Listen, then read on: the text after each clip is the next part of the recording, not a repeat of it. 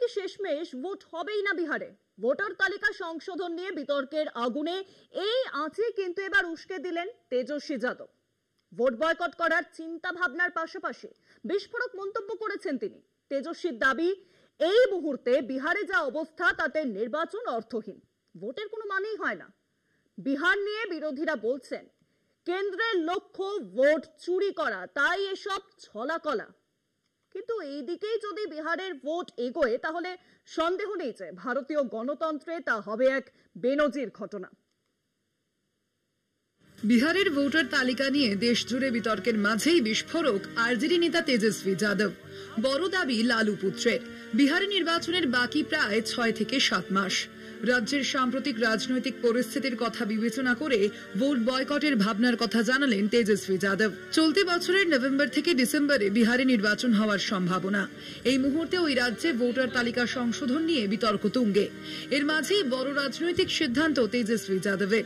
পরিস্থিতি বিবেচনা করে প্রয়োজনে বিহারের বিধানসভা নির্বাচন বয়কট করতে পারে বিরোধীরা। এক সাক্ষাৎকারে সেই সম্ভাবনারই ইঙ্গিত দিলেন তেজস্বী। ওই সাক্ষাৎকারে তেজস্বী বলেছেন, বিহারের বর্তমান পরিস্থিতিতে নির্বাচনের কোনো মানে হয় না। ভোট বয়কটের বিষয়টি নিয়ে সিরিয়াস আলোচনা করা যেতেই পারে।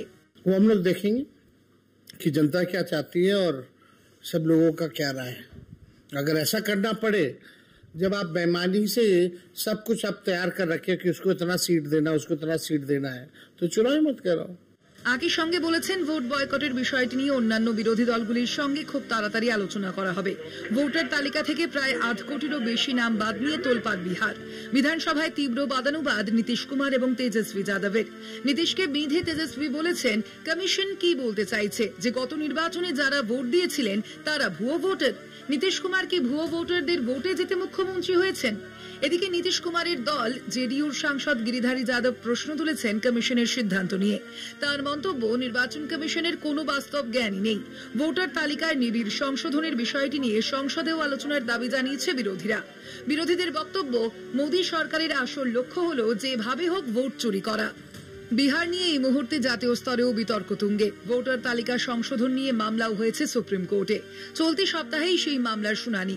এই পরিস্থিতিতে আরজেডি এবং অন্যান্য বিরোধী দল যদি ভোট বয়কটের পথে হাঁটে তবে তা হবে নজিরবিহীন ঘটনা। কলকাতা টিভি।